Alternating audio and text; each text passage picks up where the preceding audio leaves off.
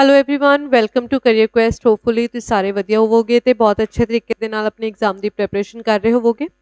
ਸੋ ਅੱਜ ਆਪਣਾ 12th part ਹੈ ਪੋਲਿਟੀ ਦੀ ਸੀਰੀਜ਼ ਦਾ, ਜਿਸ ਦੇ ਵਿੱਚ ਆਪਾਂ ਐਮਸੀਕਿਊ ਨੂੰ ਡਿਸਕਸ ਕਰਾਂਗੇ। ਪੂਰੀ ਡਿਟੇਲ ਦੇ ਵਿੱਚ ਐਮਸੀਕਿਊਸ ਨੂੰ ਡਿਸਕਸ ਕੀਤਾ ਜਾਂਦਾ ਹੈ।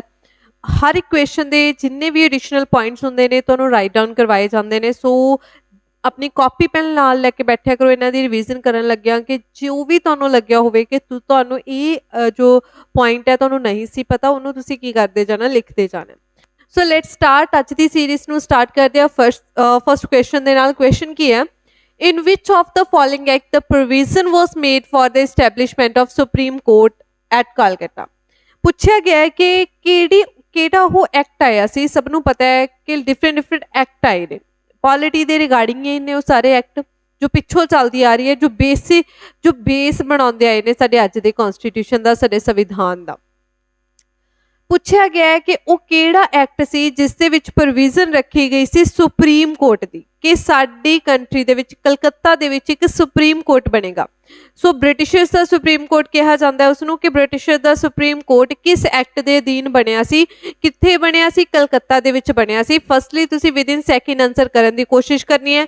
ਤਾਂ ਇਸ ਕੁਐਸਚਨ ਦਾ ਆਨਸਰ ਬਹੁਤ ਹੀ ਜ਼ਿਆਦਾ ਸਿੰਪਲ ਹੈ ਕਿ ਕਿਸ ਐਕਟ ਦੇ ਵਿੱਚ ਸੁਪਰੀਮ ਕੋਰਟ, ਕਲਕੱਤਾ ਦੇ ਵਿੱਚ ਸੁਪਰੀਮ ਕੋਰਟ ਬਣਾਉਣ ਦੀ ਗੱਲ ਕਿਸ ਐਕਟ ਦੇ ਵਿੱਚ ਕੀਤੀ ਗਈ ਸੀ। ਸਭ ਤੋਂ ਪਹਿਲਾਂ ਐਕਟ ਆਇਆ ਸੀ ਆਪਸ਼ਨ ਏ, ਰੈਗੂਲੇਟਿੰਗ ਐਕਟ 1773। ਕਿਹੜਾ ਐਕਟ ਹੈ ਜੀ? ਰੈਗੂਲੇਟਿੰਗ ਐਕਟ 1773 ਦੇ ਵਿੱਚ option A is the right answer, ਜਿਸ ਦੇ ਵਿੱਚ ਕਿਹਾ ਗਿਆ ਸੀ ਕਿ ਕਲਕੱਤਾ ਦੇ ਵਿੱਚ ਕੀ ਬਣੇਗਾ, ਇੱਕ ਸੁਪਰੀਮ ਕੋਰਟ ਬਣਨਾ ਚਾਹੀਦਾ ਹੈ ਕਲਕੱਤਾ ਦੇ ਵਿੱਚ। ਪਹਿਲੀ ਵਾਰ ਸੁਪਰੀਮ ਕੋਰਟ ਬਣਾਉਣ ਦੀ ਗੱਲ ਰੈਗੂਲੇਟਿੰਗ ਐਕਟ 1773 ਦੇ ਵਿੱਚ ਕੀਤੀ ਗਈ ਸੀ ਤੇ ਇਹ ਸੁਪਰੀਮ ਕੋਰਟ 1774 ਦੇ ਵਿੱਚ ਬਣਿਆ ਸੀ। ਸੋ ਇਸ ਰੈਗੂਲੇਟਿੰਗ ਐਕਟ, ਇਹ ਵੀ ਪੁੱਛਿਆ ਜਾ ਸਕਦਾ ਹੈ ਰੈਗੂਲੇਟਿੰਗ ਐਕਟ ਆਇਆ ਕਦੋਂ ਸੀ, ਤਾਂ 1773 ਦੇ ਵਿੱਚ ਆਇਆ ਸੀ।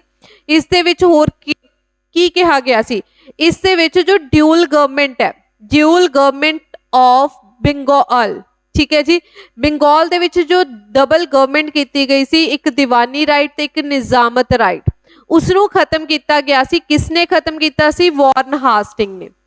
ਵਾਰਨ ਹਾਸਟਿੰਗ ਨੇ ਇਸ ਡਿਊਲ ਗਵਰਨਮੈਂਟ ਨੂੰ ਖਤਮ ਕੀਤਾ ਸੀ ਕਿਸ ਦੇ ਅਧੀਨ? Regulating act 1773।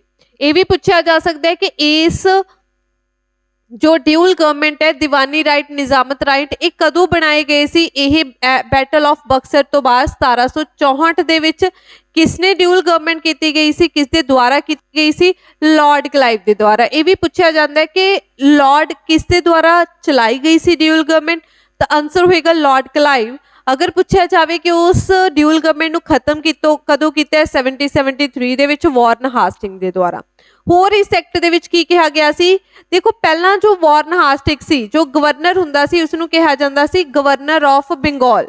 ਤਾਂ ਇਸ ਤੋਂ ਬਾਅਦ ਇਹਨਾਂ ਨੇ ਕਿਹਾ ਸੀ ਕਿ ਗਵਰਨਰ ਆਫ ਬੰਗਾਲ ਨੂੰ ਕੀ ਕਿਹਾ ਜਾਏਗਾ? Governor general of Bengal. ਤਾਂ ਐਗਜ਼ਾਮ ਦੇ ਵਿੱਚ ਇਹ ਵੀ ਪੁੱਛਿਆ ਜਾ ਸਕਦਾ ਹੈ, who was the first governor general of Bengal, ਤਾਂ ਆਨਸਰ ਹੋਏਗਾ ਵਾਰਨ ਹਾਸਟਿੰਗ। ਇਹ ਵੀ ਪੁੱਛਿਆ ਜਾ ਸਕਦਾ ਹੈ, who was first governor general of India? William Bentinck. Who was the first viceroy of India? ਤਾਂ ਆਨਸਰ ਹੋਏਗਾ ਤੁਹਾਡਾ ਲਾਰਡ ਕੈਨਿੰਗ। ਇਹ ਵੀ ਪੁੱਛਿਆ ਜਾ ਸਕਦਾ ਹੈ, who was the first governor of the after independence of India? ਤਾਂ ਮਾਊਂਟ ਬੈਟਨ ਹੋਏਗਾ। Who was the first Indian governor of India after independence? ਤਾਂ ਸੀਆ ਰਾਜ ਗੋਪਾਲਨਚਾਰੀ ਹੋਏਗਾ। ਠੀਕ ਹੈ ਜੀ। ਸੋ ਇਸ ਤੋਂ ਬਾਅਦ ਆਇਆ ਸੀ ਜੀ ਪਿਟਸ ਇੰਡੀਆ ਐਕਟ ਨੂੰ ਰਿਫਾਰਮ ਕਰਨ ਦੇ ਲਈ ਕੌਣ ਆਇਆ ਸੀ? ਰੈਗੂਲੇਟਿੰਗ ਐਕਟ ਦੇ ਵਿੱਚ ਰਿਫਾਰਮ ਕਰਨ ਦੇ ਲਈ ਆਇਆ ਸੀ ਪਿਟਸ ਇੰਡੀਆ ਐਕਟ। ਤੇ ਪਿਟਸ ਇੰਡੀਆ ਐਕਟ ਦੇ ਵਿੱਚ ਇੰਪੋਰਟੈਂਟ ਕੀ ਹੋਇਆ ਸੀ? ਇਸ ਦੇ ਵਿੱਚ ਬ੍ਰਿਟਿਸ਼ ਈਸਟ ਇੰਡੀਆ ਕੰਪਨੀ ਦੇ ਕੰਮਾਂ ਨੂੰ ਦੋ ਹੱਥਾਂ ਦੇ ਵਿੱਚ ਦਿੱਤਾ ਗਿਆ ਸੀ। ਕਿਸ ਦੇ ਹੱਥਾਂ ਦੇ ਵਿੱਚ ਦਿੱਤਾ ਗਿਆ ਸੀ? ਇੱਕ ਸੀ ਬੋਰਡ ਆਫ ਕੰਟਰੋਲ ਤੇ ਇੱਕ ਕੋਰਟ ਆਫ ਡਾਇਰੈਕਟਰ ਸੀ। ਠੀਕ ਹੈ ਜੀ। ਇੱਕ ਬੋਰਡ ਆਫ ਕੰਟਰੋਲ ਬਣਾਤਾ ਸੀ ਤੇ ਇੱਕ ਕੋਰਟ ਆਫ ਡਾਇਰੈਕਟਰ ਬਣਾਤਾ ਸੀ। ਇੱਕ ਕੀ ਕਰਦੇ ਸੀ? ਇੰਡੀਆ ਦੀ ਪੋਲਿਟਿਕਸ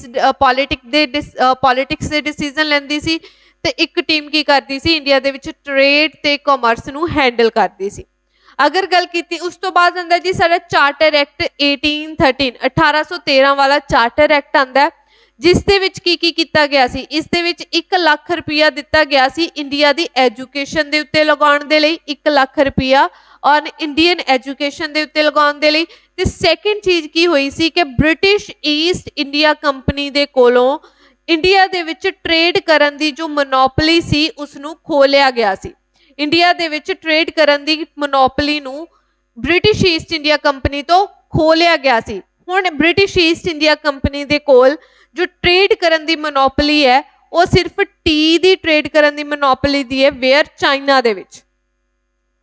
चाइना दे नाल चाह दे दा वपार करन दी मोनोपली सिर्फ ब्रिटिश ईस्ट इंडिया कोल रह चुकी है। बाकी इंडिया दे नाल ट्रेड करन दी वपार करन दी मोनोपली खो ली गई सी चार्टर एक्ट 1813 दे विच। इस तो बाद आंदा है जी साडा चार्टर एक्ट 1833। हुण इस दे विच इंपॉर्टेंट कंसैप्ट की होए सी, एक तां इन्हां दे कोलों टी दी चाह दी वपार करन दी जिहड़ी मोनोपली सी चाइना दे नाल ब्रिटिश ईस्ट इंडिया कंपनी तो वो भी खो ली गई सी। हुण कहा गया सी कि जो गवर्नर जनरल ऑफ बंगाल है उसनू की कहा जाएगा, गवर्नर जनरल ऑफ इंडिया कहा जाएगा। ते who was the first governor of India, तो आंसर होएगा विलियम बेंटिक।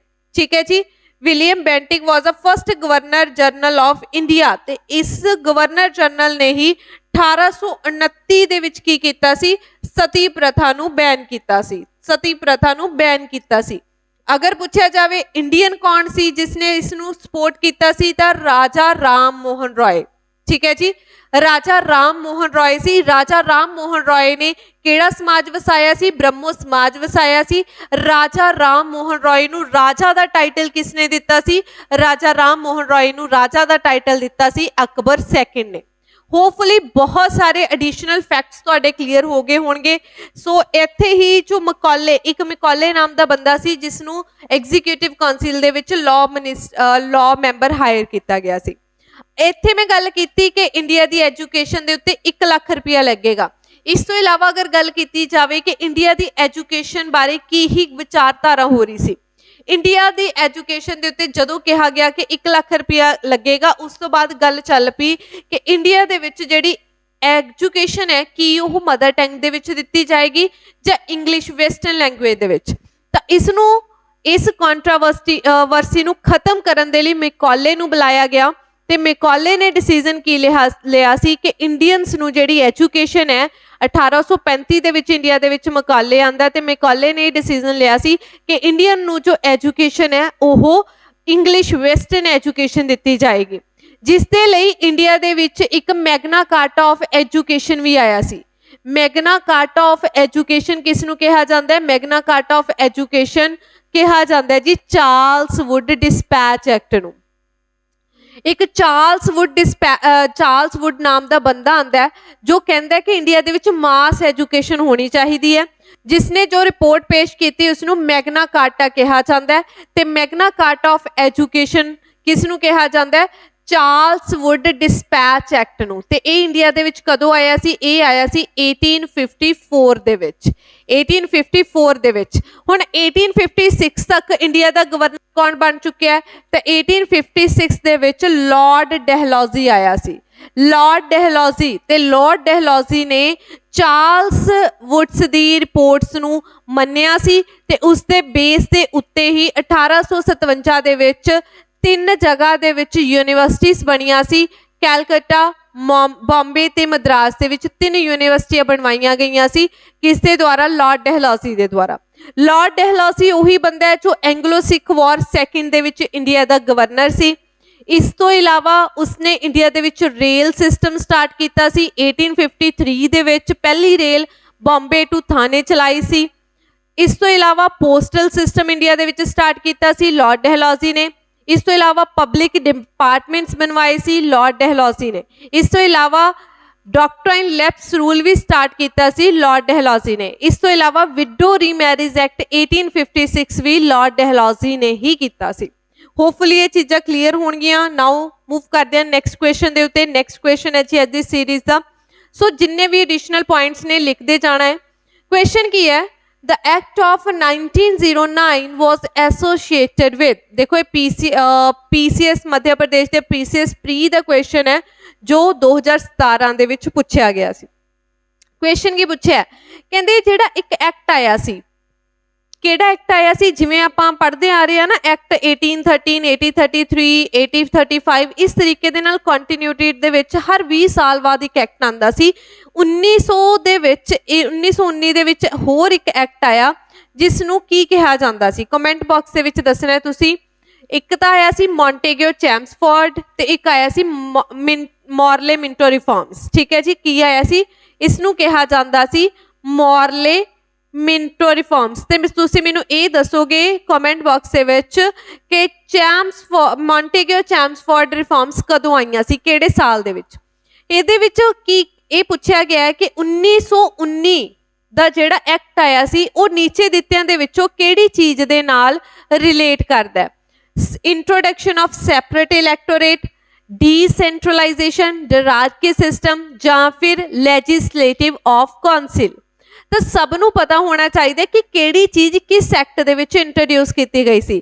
ਤਾਂ ਇਸ ਕੁਐਸਚਨ ਦਾ ਆਨਸਰ ਹੋਏਗਾ ਜੀ option A, introduction of separate electorate. ਤਾਂ ਪੁੱਛਿਆ ਜਾਂਦਾ ਹੈ ਕਿ ਕਿੰਨਾਂ ਨੂੰ ਸੈਪਰੇਟ ਇਲੈਕਟੋਰੇਟ ਦੇਣ ਦੀ ਗੱਲ ਕੀਤੀ ਗਈ ਸੀ? ਤਾਂ ਮੁਸਲਿਮ ਕਮਿਊਨਿਟੀ ਨੂੰ ਸੈਪਰੇਟ ਇਲੈਕਟੋਰੇਟ ਦੇਣ ਦੀ ਗੱਲ ਕਿਸ ਦੇ ਵਿੱਚ ਕੀਤੀ ਗਈ ਸੀ? ਤਾਂ ਕਿਸ ਐਕਟ ਦੇ ਵਿੱਚ ਕੀਤੀ ਗਈ ਸੀ? ਮੋਰਲੇ ਮਿੰਟੋ ਰਿਫਾਰਮ 1919 ਦੇ ਵਿੱਚ ਕੀ ਕਿਹਾ ਗਿਆ ਸੀ ਕਿ ਮੁਸਲਿਮ ਲੀਗ ਨੂੰ ਸੈਪਰੇਟ ਇਲੈਕਟੋਰੇਟ ਦਿੱਤਾ ਜਾਏਗਾ। ਤਾਂ ਇੱਥੋਂ ਤੁਹਾਨੂੰ ਇਹ ਵੀ ਪਤਾ ਹੋਣਾ ਚਾਹੀਦਾ ਹੈ ਕਿ ਮੁਸਲਿਮ ਲੀਗ ਬਣੀ ਕਦੋਂ ਸੀ? ਤਾਂ ਮੁਸਲਿਮ ਲੀਗ 1906 ਦੇ ਵਿੱਚ ਬਣੀ ਸੀ। ਕਿੱਥੇ ਬਣੀ ਸੀ? ਢਾਕਾ ਦੇ ਵਿੱਚ ਬਣੀ ਸੀ। ਤੇ ਇਹਦੇ ਜਿਹੜੇ ਪ੍ਰੈਸੀਡੈਂਟ ਸਨ ਉਹ ਕੌਣ ਸਨ? ਅਗਾ ਖਾਨ। ਠੀਕ ਹੈ ਜੀ, ਮੁਸਲਿਮ ਲੀਗ ਦੇ ਪ੍ਰੈਸੀਡੈਂਟ ਕੌਣ ਸਨ? ਅਗਾ ਖਾਨ ਸਨ। ਸੋ ਇਹ ਹੈ ਜੀ ਸਾਡਾ ਜੋ 1919 ਨਾਲ ਰਿਲੇਟ ਕਰਦਾ ਹੈ। ਅਗਰ ਪੁੱਛਿਆ ਜਾਵੇ ਕਿ ਡਰਾਰਕੀ ਸਿਸਟਮ, ਇਹ ਵੀ ਬਹੁਤ ਇੰਪੋਰਟੈਂਟ ਹੈ। ਡਰਾਰਕੀ ਸਿਸਟਮ ਦਾ ਮਤਲਬ ਕੀ ਹੁੰਦਾ ਹੈ ਕਿ ਡਰਾਰਕੀ ਸਿਸਟਮ ਦੇ ਵਿੱਚ ਜੋ ਸਬਜੈਕਟਸ ਨੇ ਜਿਨ੍ਹਾਂ ਦੇ ਉੱਤੇ ਲਾਅ ਬਣਾਏ ਜਾਂਦੇ ਨੇ ਉਹ ਦੋ ਹਿੱਸਿਆਂ ਦੇ ਵਿੱਚ ਵੰਡ ਦਿੱਤੇ ਜਾਂਦੇ ਨੇ। ਇੱਕ ਰਿਜ਼ਰਵ ਸਬਜੈਕਟਸ ਹੁੰਦੇ ਨੇ ਤੇ ਇੱਕ ਟਰਾਂਸਫਰਡ ਸਬਜੈਕਟਸ ਹੁੰਦੇ ਨੇ। ਇਹ ਡਰਾਰਕੀ ਸਿਸਟਮ ਪਹਿਲੀ ਵਾਰ ਇੰਡੀਆ ਦੇ ਵਿੱਚ ਮੌਂਟੇਗਿਓ ਚੈਮਸਫੋਰਡ ਰਿਫਾਰਮਸ ਦੇ ਵਿੱਚ ਇੰਟਰੋਡਿਊਸ ਕੀਤਾ ਗਿਆ ਸੀ 1919 ਦੇ ਵਿੱਚ। ਕਿਸ ਲੈਵਲ ਦੇ ਉੱਤੇ? ਸਟੇਟ ਲੈਵਲ ਦੇ ਉੱਤੇ, ਮਤਲਬ ਕਿ ਪ੍ਰੋਵਿੰਸਿਸ ਲੈਵਲ ਦੇ ਉੱਤੇ। ਇਹ ਵੀ ਪੁੱਛਿਆ ਜਾ ਸਕਦਾ ਹੈ ਕਿ ਇਸ ਡਰਾਰਕੀ ਸਿਸਟਮ ਨੂੰ ਖਤਮ ਕਦੋਂ ਕੀਤਾ ਗਿਆ ਸੀ? ਤਾਂ ਗਵਰਨਮੈਂਟ ਆਫ ਇੰਡੀਆ ਐਕਟ 1935 ਦੇ ਵਿੱਚ ਇਹ ਡਰਾਰਕੀ ਸਿਸਟਮ ਪ੍ਰੋਵਿੰਸਿਸ ਲੈਵਲ ਤੋਂ ਖਤਮ ਕਰਤਾ ਸੀ ਤੇ ਇੱਥੇ ਇਸ ਨੂੰ ਸੈਂਟਰ ਲੈਵਲ ਦੇ ਵਿੱਚ ਕੀ ਕਰ ਦਿੱਤਾ ਗਿਆ ਸੀ? ਇੰਟਰੋਡਿਊਸ ਕਰ ਦਿੱਤਾ ਗਿਆ ਸੀ। ਹੋਪਫੁਲੀ ਚੀਜ਼ਾਂ ਕਲੀਅਰ ਹੋਣਗੀਆਂ। ਨਾਓ ਮੂਵ ਟੂ ਨੈਕਸਟ ਕੁਐਸਚਨ ਹੈ ਜੀ ਸਾਡੀ ਅੱਜ ਦੀ series the. The proposal for framing of the Constitution of India by an elected Constituent Assembly was made by। ਕਹਿੰਦੇ ਜਿਹੜਾ ਜਦੋਂ ਸਭ ਨੂੰ ਪਤਾ ਹੈ ਕਿ ਜੋ ਸਾਡਾ ਦੇਸ਼ ਚੱਲ ਰਿਹਾ ਇੱਕ ਸੰਵਿਧਾਨ ਦੇ ਅਕੋਰਡਿੰਗ ਚੱਲ ਰਿਹਾ, ਜਿਸ ਨੂੰ ਇੰਗਲਿਸ਼ ਕੀ ਕਹਿੰਦੇ ਨੇ? ਕਨਸਟੀਟਿਊਸ਼ਨ। ਤਾਂ ਉਹ ਜੋ ਕਨਸਟੀਟਿਊਸ਼ਨ ਬਣਾਇਆ ਸੀ ਉਹ ਇੱਕ ਕਨਸਟੀਟਿਊਟ ਅਸੈਂਬਲੀ ਦੇ ਦੁਆਰਾ ਬਣਾਇਆ ਗਿਆ। ਤਾਂ ਪੁੱਛਿਆ ਗਿਆ ਹੈ ਕਿ ਕਿਸ ਦੀ ਪ੍ਰਪੋਜ਼ਲ ਦੇ ਉੱਤੇ ਇਹ ਕਨਸਟੀਟਿਊਟ ਅਸੈਂਬਲੀ ਬਣੀ ਸੀ? ਇਹ ਮੈਂ ਬਹੁਤ ਵਾਰ ਕਰਵਾ ਚੁੱਕੀ ਹਾਂ। ਸਭ ਨੂੰ ਪਤਾ ਹੋਣਾ ਚਾਹੀਦਾ ਕਿ ਕਨਸਟੀਟਿਊਟ ਅਸੈਂਬਲੀ ਕਿਸ ਤੇ ਉਹਦੇ ਉੱਤੇ ਬਣੀ ਸੀ? ਰეკਮੈਂਡੇਸ਼ਨ ਦੇ ਉੱਤੇ। ਬਹੁਤ ਵਾਰ ਰਿਪੀਟ ਕਰ ਚੁੱਕੇ ਤੇ ਇਹਦਾ ਆਨਸਰ ਤੁਸੀਂ ਮੈਨੂੰ ਕਮੈਂਟ ਬਾਕਸ ਦੇ ਵਿੱਚ ਦਿਓਗੇ। ਬਾਕੀ ਮੈਂ ਸਭ ਨੂੰ ਹਿੰਟ ਜ਼ਰੂਰ ਦੇ ਦਾਂਗੀ। ਠੀਕ ਹੈ ਜੀ, ਤਾਂ ਆਪਾਂ ਗੱਲ ਕਰਦੇ ਹਾਂ ਕਿ ਪਹਿਲਾ ਗੱਲ ਆਪਸ਼ਨਸ ਨੂੰ ਡਿਸਕਸ ਕਰ ਲਿਆ। ਸਾਈਮਨ ਕਮਿਸ਼ਨ ਸਾਡਾ 1928 ਦੇ ਵਿੱਚ ਆਇਆ ਸੀ। ਠੀਕ ਹੈ ਜੀ, ਕਦੋਂ ਆਇਆ ਸੀ? 1928 ਦੇ ਵਿੱਚ। ਸਾਨੂੰ ਪਤਾ ਹੈ ਕਿ ਜੋ ਸਾਡੀ ਕਨਸਟੀਟਿਊਟ ਅਸੈਂਬਲੀ ਹੈ ਉਹ ਕਦੋਂ ਬਣੀ ਹੈ? 1946 ਦੇ ਵਿੱਚ ਬਣੀ ਹੈ। ਠੀਕ ਹੈ, ਤਾਂ ਗੈਸ ਵੀ ਕਰ ਸਕਦੇ ਹੋ ਆਨਸਰ ਨੂੰ ਤੁਸੀਂ ਕਮੈਂਟ ਬਾਕਸ ਦੇ ਵਿੱਚ ਦੱਸੋਗੇ। ਗਵਰਨਮੈਂਟ ਆਫ ਇੰਡੀਆ ਐਕਟ 1935 ਆਇਆ ਸੀ, 1935 ਦੇ ਵਿੱਚ ਆਇਆ ਸੀ। It is a skeleton of our present constitution because ਸਾਡਾ ਮੋਸਟ ਆਫ ਪ੍ਰੋਵੀਜ਼ਨ ਸਾਡੇ ਸੰਵਿਧਾਨ ਦੀਆਂ ਇਸ ਗਵਰਨਮੈਂਟ ਆਫ ਇੰਡੀਆ ਐਕਟ 1935 ਦੇ ਵਿੱਚੋਂ ਹੀ ਲਈਆਂ ਗਈਆਂ ਨੇ। ਇਸ ਤੋਂ ਇਲਾਵਾ ਅਗਰ ਗੱਲ ਕਰੀਏ ਆਪਾਂ ਗਵਰਨਮੈਂਟ ਆਫ ਇੰਡੀਆ ਐਕਟ 1935 ਦੀ ਗੱਲ ਕਰੀਏ, ਇੱਕ ਤਾਂ ਆਪਾਂ ਗੱਲ ਕਰ ਲਈ ਕਿ ਇੱਥੇ ਇਹ ਸਕੈਲਟਨ ਹੈ। ਇਸ ਤੋਂ ਇਲਾਵਾ ਇੱਥੇ ਹੀ ਫੈਡਰਲ ਕੋਰਟ ਬਣਾਉਣ ਦੀ ਗੱਲ ਕੀਤੀ ਗਈ ਸੀ। ਜੋ ਸਾਡਾ ਅੱਜ ਦਾ ਸੁਪਰੀਮ ਕੋਰਟ ਹੈ ਇਹ ਕਿਸ ਨੂੰ ਬਦਲ ਕੇ ਬਣਿਆ? ਫੈਡਰਲ ਕੋਰਟ ਨੂੰ। ਤੇ ਫੈਡਰਲ ਕੋਰਟ ਕਿਸ ਦੇ ਅੰਡਰ ਬਣਿਆ ਸੀ? ਗਵਰਨਮੈਂਟ ਆਫ ਇੰਡੀਆ ਐਕਟ 1935 ਦੇ ਅੰਡਰ। ਤੇ ਅੱਜ ਦਾ ਸੁਪਰੀਮ ਕੋਰਟ ਕਦੋਂ ਬਣਿਆ ਸੀ? ਅੱਜ ਦਾ ਸੁਪਰੀਮ ਕੋਰਟ ਸਾਡਾ 28 ਜਨਵਰੀ 1950 ਦੇ ਵਿੱਚ ਬਣਿਆ ਸੀ। ਇਸ ਦੇ ਅੰਡਰ ਹੀ ਸਾਡਾ ਫੈਡਰਲ ਰਿਜ਼ਰਵ ਬੈਂਕ ਬਣਿਆ ਸੀ। ਠੀਕ ਹੈ ਜੀ, ਫੈਡਰਲ ਜੋ ਸਾਡਾ ਬੈਂਕ ਕਹਿ ਸਕਦੇ ਆ, ਜੋ ਸਾਡਾ ਅੱਜ ਦਾ ਕੀ ਹੈ? RBI ਕਿਹਾ ਜਾਂਦਾ ਹੈ। ਇਸ ਦੇ ਵਿੱਚ ਹੀ ਸੈਂਟਰ ਲੈਵਲ ਦੇ ਉੱਤੇ ਡਰਾਰਕੀ ਸਿਸਟਮ ਨੂੰ ਕੀ ਕੀਤਾ ਗਿਆ ਸੀ? ਇੰਟਰੋਡਿਊਸ ਕੀਤਾ ਗਿਆ ਸੀ। ਇਸ ਤੋਂ ਇਲਾਵਾ ਅਗਰ ਆਪਾਂ ਕ੍ਰਿਪਸ ਮਿਸ਼ਨ ਦੀ ਗੱਲ ਕਰੀਏ ਕਿ ਕ੍ਰਿਪਸ ਮਿਸ਼ਨ ਇੰਡੀਆ ਦੇ ਵਿੱਚ ਕਦੋਂ ਆਇਆ ਸੀ ਜੀ? ਕ੍ਰਿਪਸ ਮਿਸ਼ਨ ਸਾਡਾ 1942 ਦੇ ਵਿੱਚ ਇੰਡੀਆ ਦੇ ਵਿੱਚ ਆਇਆ ਸੀ। ਬ੍ਰਿਟਿਸ਼ ਕੈਬਨਿਟ ਡੈਲੀਗੇਸ਼ਨ, ਇੱਕ ਸਾਡੀ ਕੰਟਰੀ ਦੇ ਵਿੱਚ ਕੈਬਨਿਟ ਮਿਸ਼ਨ ਵੀ ਆਇਆ ਸੀ। ਇਹ ਕਦੋਂ ਆਇਆ ਸੀ? ਕੈਬਨਿਟ ਮਿਸ਼ਨ ਪਲਾਨ ਸਾਡਾ 1946 ਦੇ ਵਿੱਚ ਆਇਆ ਸੀ, ਜਿਸ ਦੇ ਵਿੱਚ 3 ਮੈਂਬਰ ਸਨ। ਕੌਣ ਕੌਣ ਸਨ ਉਸ ਦੇ ਵਿੱਚ? ਤੁਸੀਂ ਮੈਨੂੰ ਦੱਸ ਸਕਦੇ ਹੋ। ਸਟੈਫੋਰਡ ਕ੍ਰਿਪਸ ਸੀ, ਅਲੈਗਜ਼ੈਂਡਰ ਸੀ ਤੇ ਇੱਕ ਲਾਰੈਂਸ ਸੀ। ਠੀਕ ਹੈ ਜੀ। ਸੋ ਇਹ 3 ਬੰਦੇ ਆਏ ਸੀ ਜੋ ਕੈਬਨਿਟ ਮਿਸ਼ਨ ਪਲਾਨ ਦੇ ਅੰਡਰ ਆਏ ਸੀ। ਸਟੈਫੋਰਡ ਕ੍ਰਿਪਸ ਆਇਆ ਸੀ, ਠੀਕ ਹੈ, ਅਲੈਗਜ਼ੈਂਡਰ ਆਇਆ ਸੀ ਤੇ ਇੱਕ ਲਾਰੈਂਸ ਆਇਆ ਸੀ। ਸੋ ਇਸ ਕੁਐਸਚਨ ਦਾ ਆਨਸਰ ਤੁਸੀਂ ਮੈਨੂੰ ਕਮੈਂਟ ਬਾਕਸ ਦੇ ਵਿੱਚ ਦਿਓਗੇ, ਮੈਂ ਹਿੰਟ ਜ਼ਰੂਰ ਦੇਤਾ ਤੁਹਾਨੂੰ। ਨੈਕਸਟ ਕੁਐਸਚਨ ਹੈ, ਕਹਿੰਦੇ with reference to Indian history the members of constitute assembly from province were. ਇਹ ਬਹੁਤ ਵਾਰ ਐਗਜ਼ਾਮ ਦੇ ਵਿੱਚ ਕੁਐਸਚਨ ਪੁੱਛੇ ਗਏ ਨੇ। ਇਹ ਮੋਸਟ ਫੇਵਰੇਟ ਜੇ ਕੁਐਸਚਨ ਨੇ, ਕਿਉਂਕਿ ਪੜ੍ਹ ਸਭ ਲੈਂਦੇ ਨੇ ਕਿ ਕਨਸਟੀਟਿਊਟ ਅਸੈਂਬਲੀ ਬਣੀ ਕਦੋਂ ਸੀ, ਕਿੰਨੇ ਮੈਂਬਰ ਸੀ, ਕਿੱਥੋਂ ਕਿੱਥੋਂ ਮੈਂਬਰ ਆਏ ਸੀ, ਬਟ ਮੈਂਬਰਸ ਚੁਣੇ ਕਿਵੇਂ ਗਏ ਸੀ, ਇਸ ਚੀਜ਼ ਦਾ ਕੁਐਸਚਨ ਐਗਜ਼ਾਮੀਨਰ ਕੁਐਸਚਨ ਬਣਾ ਲੈਂਦਾ, ਬਿਕਾਜ਼ ਬੱਚੇ ਡਿਟੇਲ ਨਾਲ ਪੜ੍ਹਦੇ ਨਹੀਂ ਹੈ। ਕੁਐਸਚਨ ਕੀ ਹੈ? ਕਹਿੰਦੇ with reference of Indian history the members of constitute assembly from the provinces ਵਰ। ਕਹਿੰਦੇ ਜਿਹੜੇ ਪ੍ਰੋਵਿੰਸਿਸ ਦੇ ਵਿੱਚੋਂ ਮੈਂਬਰ ਚੁਣੇ ਗਏ ਸੀ ਸਾਡੀ ਕਨਸਟੀਟਿਊਟ ਅਸੈਂਬਲੀ ਦੇ ਵਿੱਚੋਂ, ਕਿਵੇਂ ਚੁਣੇ ਗਏ ਸੀ?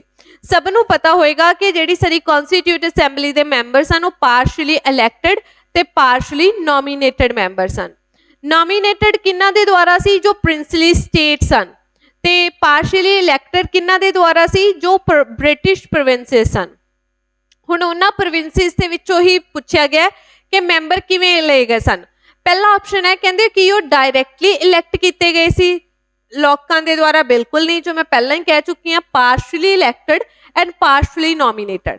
ਨੈਕਸਟ ਹੈ, ਕਹਿੰਦੇ nominated by Indian National Congress and Muslim League. ਬਿਲਕੁਲ ਨਹੀਂ ਜੀ, ਇੰਡੀਅਨ ਨੈਸ਼ਨਲ ਕਾਂਗਰਸ ਤੇ ਮੁਸਲਿਮ ਲੀਗ ਦੁਆਰਾ ਨੋਮੀਨੇਟ ਨਹੀਂ ਕੀਤੇ ਗਏ ਸਨ।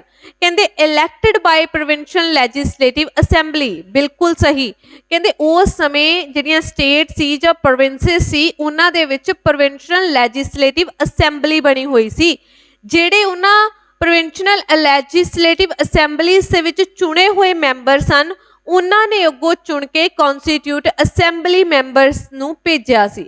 ਸੋ ਤਾਂ ਹੀ ਕਿਹਾ ਜਾਂਦਾ ਹੈ ਕਿ ਜੋ ਕਨਸਟੀਟਿਊਟ ਅਸੈਂਬਲੀ ਦੇ ਮੈਂਬਰ ਨੇ ਉਹ partially elected and partially nominated ਸਨ। ਕਨਸਟੀਟਿਊਟ ਅਸੈਂਬਲੀ 1946 ਦੇ ਵਿੱਚ ਬਣੀ ਸੀ, ਕੈਬਨਿਟ ਮਿਸ਼ਨ ਪਲਾਨ ਦੇ ਅੰਡਰ ਬਣੀ ਸੀ। ਇਸ ਦੀ ਪਹਿਲਾ ਸੈਸ਼ਨ ਹੋਇਆ ਸੀ ਉਹ ਕਦੋਂ ਹੋਇਆ ਸੀ? 9 ਦਸੰਬਰ 1946 ਦੇ ਵਿੱਚ ਹੋਇਆ ਸੀ। ਇਸ ਦਿਨ ਇੱਕ ਨੋਮੀਨਲ ਕੌਣ ਚੁਣੇ ਗਏ ਸਨ? ਪ੍ਰੈਜ਼ੀਡੈਂਟ ਚੁਣੇ ਗਏ ਸਨ, ਹੂ ਵਾਸ ਸਚਿਦਾਨੰਦ ਸਿਨਹਾ ਜੀ। ਫਿਰ ਸੈਕਿੰਡ ਸੈਸ਼ਨ ਹੁੰਦਾ ਹੈ ਜੀ 11 ਦਸੰਬਰ 1946 ਦੇ ਵਿੱਚ। ਇਸ ਦਿਨ elected president of constitute assembly ਚੁਣੇ ਗਏ ਸਨ। ਕੌਣ ਸਨ ਉਹ? Doctor Rajinder Prasad ji. Vice president S G. Mukherjee ਤੇ B N. Rao was the adviser of constitute assembly. Third session ਹੋਇਆ ਸੀ ਜੀ 13 ਦਸੰਬਰ 1946 ਨੂੰ। ਕਦੋਂ ਹੋਇਆ ਸੀ? 13 ਦਸੰਬਰ 1946 ਨੂੰ ਲਾਸਟ ਸੈਸ਼ਨ ਹੋਇਆ ਸੀ ਤੇ ਇਸ ਦੇ ਵਿੱਚ ਬਹੁਤ ਇੰਪੋਰਟੈਂਟ ਚੀਜ਼ ਹੋਈ ਸੀ, ਆਬਜੈਕਟਿਵ ਰੈਜ਼ੋਲੂਸ਼ਨ ਲਿਆ ਗਿਆ ਸੀ। ਕਿਸ ਦੇ ਦੁਆਰਾ ਲਿਆ ਗਿਆ ਸੀ? ਜਵਾਹਰ ਲਾਲ ਨਹਿਰੂ ਦੇ ਦੁਆਰਾ। ਇਸ ਆਬਜੈਕਟਿਵ ਰੈਜ਼ੋਲੂਸ਼ਨ ਨੂੰ ਪਾਸ ਕਦੋਂ ਕੀਤਾ ਸੀ? 22 ਜਨਵਰੀ 1947 ਨੂੰ। ਇਸ ਆਬਜੈਕਟਿਵ ਰੈਜ਼ੋਲੂਸ਼ਨ ਦੇ ਬੇਸ ਦੇ ਉੱਤੇ ਹੀ ਸਾਡਾ ਜੋ ਕੀ ਬਣਿਆ, ਪ੍ਰੀਐਮਬਲ ਬਣਿਆ ਹੈ। ਨੈਕਸਟ ਕੁਐਸਚਨ ਹੈ, ਪ੍ਰੀਐਮਬਲ ਵਗੈਰਾ ਬਾਰੇ ਮੈਂ ਪੂਰੀ ਡਿਟੇਲ ਆਲਰੇਡੀ ਡਿਸਕਸ ਕਰ ਚੁੱਕੀ ਹਾਂ। ਨੈਕਸਟ ਕੁਐਸਚਨ ਹੈ, ਇਹ ਕੁਐਸਚਨ ਬਹੁਤ ਸਾਰੇ ਐਗਜ਼ਾਮ ਦੇ ਵਿੱਚ, ਮਲਟੀਪਲ ਐਗਜ਼ਾਮ ਦੇ ਵਿੱਚ ਪੁੱਛਿਆ ਗਿਆ ਹੈ। ਕੁਐਸਚਨ ਕੀ ਹੈ? ਕਹਿੰਦੇ who was the chairman of drafting committee of Indian constitution. I don't think so ਐਵੇਂ ਦਾ ਕੋਈ ਬੱਚਾ ਹੋਏਗਾ ਜਿਸ ਨੂੰ ਇਹ ਕੁਐਸਚਨ ਨਹੀਂ ਆਂਦਾ ਹੋਏਗਾ। ਕਹਿੰਦੇ ਡਰਾਫਟਿੰਗ ਕਮੇਟੀ ਦੇ ਪ੍ਰੈਜ਼ੀਡੈਂਟ ਕੌਣ ਸਨ? ਇਹ ਕੁਐਸਚਨ ਦੇਖ ਲਓ, ਤੁਸੀਂ ਖੁਦ ਦੇਖ ਲਓ ਕਿ ਕਿੰਨੀ ਵਾਰ ਪੁੱਛਿਆ ਗਿਆ। ਤੇ ਡਰਾਫਟਿੰਗ ਕਮੇਟੀ ਦੇ ਸਾਡੇ ਚੇਅਰਮੈਨ ਸਨ ਡਾਕਟਰ B.R. ਅੰਬੇਦਕਰ ਜੀ। ਠੀਕ ਹੈ, doctor B.R. Ambedkar was a chairman of drafting committee. ਠੀਕ ਹੈ ਜੀ, ਬਹੁਤ ਈਜ਼ੀ ਕੁਐਸਚਨ ਸੀ। ਸੋ ਨੈਕਸਟ ਕੁਐਸਚਨ ਹੈ, ਇਹ ਵੀ ਦੱਸਿਓ ਮੈਨੂੰ ਹੁਣ ਕਿ ਡਾਕਟਰ ਰਜਿੰਦਰ ਪ੍ਰਸਾਦ ਜੀ ਕਿਹੜੀ ਕਮੇਟੀ ਦੇ ਚੇਅਰਮੈਨ ਸਨ? ਕਮੈਂਟ ਬਾਕਸ ਦੇ ਵਿੱਚ ਤੁਹਾਡਾ ਕਮੈਂਟ ਆਉਣਾ ਚਾਹੀਦਾ। ਨੈਕਸਟ ਕੁਐਸਚਨ ਹੈ, ਕਹਿੰਦੇ the constitution grants right against exploitation to. ਕਹਿੰਦੇ ਜਿਹੜਾ ਸਾਡਾ ਸੰਵਿਧਾਨ ਹੈ ਉਸਨੇ ਕਿਸ ਦੀ ਐਕਸਪਲੋਇਟੇਸ਼ਨ ਦੇ ਅਗੇਂਸਟ ਰਾਈਟ ਦਿੱਤਾ ਹੋਇਆ, ਫੰਡਾਮੈਂਟਲ ਰਾਈਟ ਦਿੱਤਾ ਹੋਇਆ। ਫਸਟਲੀ ਸਭ ਨੂੰ ਪਤਾ ਹੋਏਗਾ what is fundamental rights. Fundamental rights ਕੀ ਹੁੰਦੇ ਨੇ? ਸਾਡੇ ਬੁਨਿਆਦੀ ਅਧਿਕਾਰ ਹੁੰਦੇ ਨੇ। ਪੁੱਛਿਆ ਗਿਆ ਹੈ ਕਿ ਕਿੰਨਾ ਦੀ ਐਕਸਪਲੋਇਟੇਸ਼ਨ ਦੇ ਅਗੇਂਸਟ। ਜਦੋਂ ਤੁਸੀਂ ਆਪਸ਼ਨ ਦੇਖੋਗੇ ਤਾਂ ਸਾਰੇ ਦੇ ਸਾਰੇ ਆਪਸ਼ਨ ਤੁਹਾਨੂੰ ਸਹੀ ਲੱਗਣਗੇ, ਠੀਕ ਹੈ ਜੀ। ਜਦੋਂ ਤੁਸੀਂ ਸਾਰੇ ਗੋ ਥਰੂ ਕਰੋਗੇ ਸਾਰੇ ਆਪਸ਼ਨਸ ਨੂੰ, ਤੁਹਾਨੂੰ ਸਾਰੇ ਦੇ ਸਾਰੇ ਆਪਸ਼ਨ ਸਹੀ ਲੱਗਣਗੇ ਕਿ ਸ਼ਾਇਦ ਚਿਲਡਰਨ ਦੀ ਐਕਸਪਲੋਇਟੇਸ਼ਨ, ਵਿਮਨ ਦੀ, ਟ੍ਰਿਬਿਊਨਲਸ, ਦਲਿਤ, ਤੁਹਾਨੂੰ ਲੱਗੇਗਾ ਦਲਿਤ ਸਭ ਦੀ ਹੀ ਐਕਸਪਲੋਇਟੇਸ਼ਨ ਦੇ ਲਈ ਕੀ ਦਿੱਤਾ ਹੋਇਆ? ਫੰਡਾਮੈਂਟਲ ਰਾਈਟ ਦਿੱਤਾ ਹੋਇਆ। ਤਾਂ ਇਹ ਵੀ ਪਤਾ ਹੋਣਾ ਚਾਹੀਦਾ ਕਿ ਕਿਸ ਰਾਈਟ ਦੇ ਵਿੱਚ ਐਕਸਪਲੋਇਟੇਸ਼ਨ ਅਗੇਂਸਟ ਚਿਲਡਰਨ ਤੇ women, just children and women ਦੀ ਗੱਲ ਕੀਤੀ ਗਈ ਹੈ। Option 1 is a right answer, only 1 and 2। किस आर्टिकल के अंदर? कि 19, 20, 21, 22 और 23 और 24 किस आर्टिकल के अंदर की गई है जी? 23 आर्टिकल के अंदर आर्टिकल 23 की कहा गया है?